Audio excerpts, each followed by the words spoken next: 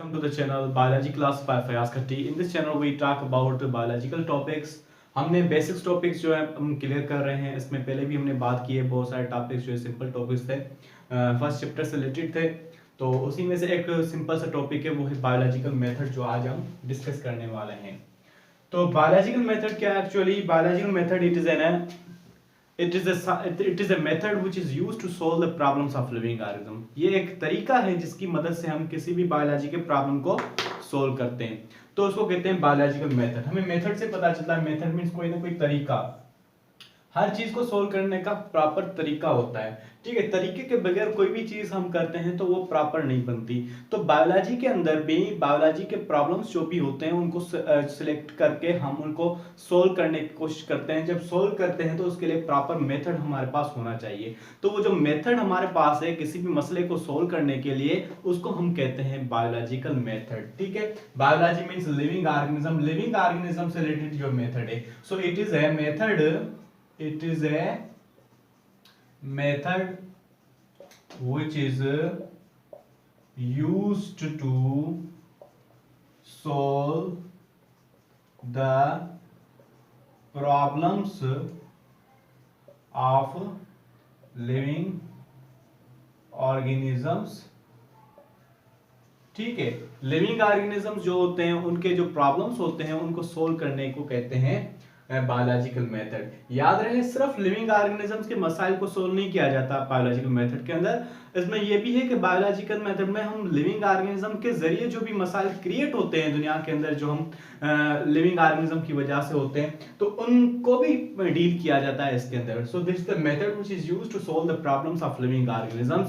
For example कोई new बीमारी आ जाती है हमारे पास, जैसे कोरोना वायरस आ गया, इसको कैसे डील किया जाए, किससे फैल रही है. ठीक है, ये तो बाद में पता चला कि कोरोना वायरस है. ये कोरोना वायरस का पता चला वो भी बायोलॉजिकल मेथड की वजह से ही पता चला. ठीक है, वरना पता नहीं था कि ये कौन सा वायरस है वगैरह. तो इस तरह से हम प्रॉपर्ली किसी भी मेडिकल जो बीमारी होती है उसको डील करते हैं. जैसे मलेरिया बीमारी है. ठीक है, मलेरिया का पहले पता नहीं था. पहले सोचते थे, जो ग्रीक वाले लोग थे वो समझते थे कि ये बेड एयर की वजह से, एक्चुअली वर्ड जो है मलेरिया निकला हुआ है वो भी इसकी मीनिंग ये है, ग्रीक मल मींस बेड, जैसे मल न्यूट्रिशन होती है, area means air, bed air, खराब हवा की वजह से बीमारी हो रही है.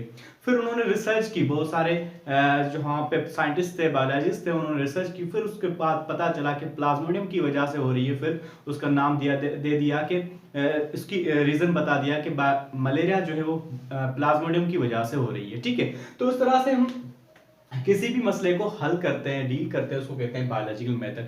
तो हमें पता है किसी भी चीज को हम प्रॉपर तरीके से जब सोल्व करते हैं तो उसके स्टेप्स आते हैं. जैसे कोई भी बिल्डिंग बनाते हैं तो उसके लिए प्रॉपर स्टेप्स आते हैं. नीचे पहले टीपीसी बनाई जाती है वगैरह पहले. तो इस तरह से प्रॉपरली कोई ना कोई मेथड या तरीका मौजूद होता है जिसकी वजह से हम किसी भी मसले को सोल्व करते हैं. ठीक है, तो बायोलॉजिकल मेथड के अंदर फर्स्ट सबसे पहला जो है स्टेप आता है वो होता है ऑब्जर्वेशन. नाउ ऑब्जर्वेशन जो है इसके अंदर क्या जाता है. ऑब्जर्वेशन एक ऐसा प्रोसेस स्टेप है. फर्स्ट जब कोई भी प्रॉब्लम होती है तो उसको जस्ट ऑब्जर्व किया जाता है with our necked I. Properly necked आई के साथ हम किसी भी ऑर्गेनिज्म के अंदर जस्ट ऑब्जर्व करें कि इसको कोई किसी एबनॉर्मलिटी मौजूद है, कोई जो है डिफरेंट चीज मौजूद नजर आ रही है, वो नॉर्मल से हटके जो होती है वो हम जस्ट ऑब्जर्व कर लेते हैं. ठीक है, तो उसको कहते हैं ऑब्जर्वेशन. ठीक है, ऑब्जर्वेशन में ये भी आ जाता है कि हमें कोई केस स्टडी करने को मिले, कोई बीमारी वगैरह है, अगर बुक की लैंग्वेज बुक की फॉर्म में मौजूद है, वो भी ऑब्जर्वेशन में आ जाता है. ऑब्जर्वेशन मींस गौर करना, किसी चीज को देखना, किसी प्रॉब्लम को देखना, चाहे वो हम जो है माइक्रोस्कोप के अंदर देख रहे हो, चाहे वो बाहर देख रहे हो, कोई भी चीज हमने ऑब्जर्व की. फिर उसके बाद ज्यादा एक्सपेरिमेंटेशन वगैरह आती है. तो just observe means to see with naked eye, to see look at to collect the information हासिल करना. तो उसको कहते हैं ऑब्जर्वेशन. ऑब्जर्वेशन के बाद है डेटा कलेक्शन. ठीक है, डेटा कलेक्शन जैसे अक्सर करके मैं एक मिसाल देता रहता हूं. ऑब्जर्वेशन में हमने ऑब्जर्व किया कि कोई नॉर्मल क्लास के अंदर जो बंदे आते हैं, स्टूडेंट्स आते हैं, वो नॉर्मली एक्टिव आते हैं. कभी हम देखते हैं कि कोई बंदा जो है स्टूडेंट जो है वो नॉर्मल नहीं आ रहा, कोई लेजिश आ रहा है, तो हम ये जान लेते हैं कि किसको कोई ना कोई बीमारी हुई होगी. ठीक है, तो फिर हमने क्या किया, ऑब्जर्वेशन किया. उसके बाद हम उसको डेटा कलेक्शन में आते हैं. डेटा कलेक्शन ये कि भाई आप क्यों ऐसे आ रहे हो, आप लेजिश क्यों आ रहे हैं. ठीक है, नॉर्मली तो आप एक्टिव होते हैं बहुत, आज आप लेजी लग रहे हैं, ठीक है, आपने एक्टिवनेस नहीं है वगैरह, तो ये डेटा कलेक्शन होती है। अब डेटा कलेक्शन के बाद हमें मालूम होता है कि इसमें कौन सी, उससे हम मालूम करते हैं कि आपने क्या आपके साथ हुआ है मसला, या तो आपके टांग में दर्द है, ठीक है, या आपको बुखार है, या आपने नींद पूरी नहीं की है। इस तरह से हम उससे डेटा कलेक्शन करते हैं, इंफॉर्मेशन लेते हैं। उसके बाद हम अपने जहन के मुताबिक कोई एक वजह बता देते हैं, कोई एक चीज पे लगा देते हैं कि भाई आपने नींद नहीं पूरी की है, उसकी वजह से आपको जो है ये मसला पेश आ रहा है, आप इसी वजह से लेजी है। तो हमने क्या किया, एक इंटेलिजेंट गेस लगाया, एक तुक्का लगाते हैं, तो उसको कहते हैं हाइपोथेसिस। उसको हाइपोथेसिस कहते हैं। जब कोई भी हम इंटेलिजेंट गेस लगाते हैं, intelligent guess is called hypothesis, ठीक है। इंटेलिजेंट गेस अपने जहन के मुताबिक, अपने जो भी आपने एक्सपीरियंस के मुताबिक हम कोई तुक्का लगाते हैं, उसको कहते हैं हाइपोथेसिस, ठीक है। डेटा कलेक्शन में इंफॉर्मेशन कलेक्ट करते हैं, ऑब्जर्वेशन में हम किसी को गौर करते हैं, गौर और फिक्र मिलाते हैं, तो ऑब्जर्वेशन कहलाता है, ठीक है। उसके बाद हाइपोथेसिस को हमने एक तुक्का तो लगा लिया कि भाई आप जो नींद ना करने की वजह से हैं, ये आप ऐसे लग रहे हैं, ठीक है। तो उसके लिए हम साइंटिस्ट जो है, हम किसी को पेश करते हैं कोई ये चीज के मैंने ये बोला है हाइपोथेसिस, तो कोई नहीं मानेगा। उसके लिए हमें प्रॉपर रीजनिंग देनी होती है कि भाई इस वजह से मैं बोल रहा हूँ, ये जो बात मैं कर रहा हूँ इसकी ये वजह है, तो ये वजूहात देते हैं। तो ये फोर्थ स्टेप में आता है, इसको कहते हैं रीजनिंग, ठीक है भाई। रीजनिंग एक ऐसा मरला है जिसमें हम लॉजिकल एविडेंसेस देते हैं कि ये चीज, या लॉजिकल स्टेटमेंट्स देते हैं कि इस वजह से मैंने ये गेस लगाया है। अब ये रीजनिंग दो तरह की हो सकती है, एक डिडक्टिव रीजनिंग हो सकती है, डिडक्टिव रीजनिंग, ठीक है, और दूसरी इंडक्टिव रीजनिंग हो सकती है, ठीक है। Now what are deductive reasoning और इंडक्टिव रीजनिंग। पहली बात हमें समझ में आनी चाहिए कि रीजनिंग कहते हैं किसे। रीजन लफ्ज की मीनिंग है सबब।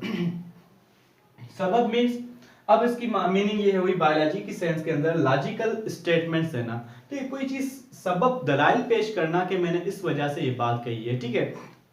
फॉर एग्जाम्पल मैं ये कह रहा हूं कि मैंने उसको वहां पे देखा था, तो मैं कहूंगा कि भाई मैंने वहां पे उसको यही कपड़े पहने हुए देखे थे जिसके पास पहले मौजूद है यहाँ पे, ठीक है। उसके पास ये भी बोलूंगा कि ये इसके पास ये फलान जो गाड़ी थी, अब ये भी इसकी दलाई हो गई। तो उस तरह से रीजनिंग देते हैं। फॉर डिडक्टिव रीजनिंग और इंडक्टिव रीजनिंग इसके आते हैं। इंडक्टिव रीजनिंग वो होती है, इंडक्टिव मींस एक किसी बंदे पे हमने कोई एक्सपेरिमेंट किया है, कोई तजुर्बा किया है, अब उससे जो हमें रिजल्ट निकली है, उसका जो हमें निचोड़ मिला है, उसकी जो इंफॉर्मेशन थी वो ही हमने एक दूसरे पे भी लगा दी, जनरल लगा दी, उसको कहते हैं इंडक्टिव रीजनिंग।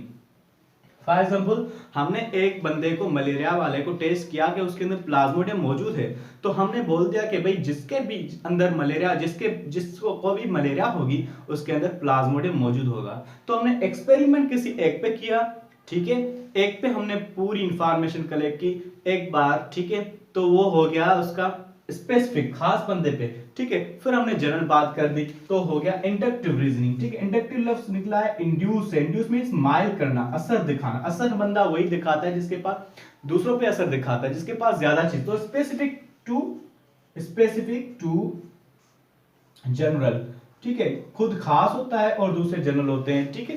तो उस तरह से स्पेसिफिक टू जनरल, किसी एक चीज पे हम एक्सपेरिमेंट करें, उसकी इंफॉर्मेशन लें, उसका जो भी जो रिजल्ट निकले हम उस दूसरों को बगैर एक्सपेरिमेंट किए हम उसको दे दें, तो उसको कहते हैं स्पेसिफिक टू जनरल और इंडक्टिव रीजनिंग कहलाती है।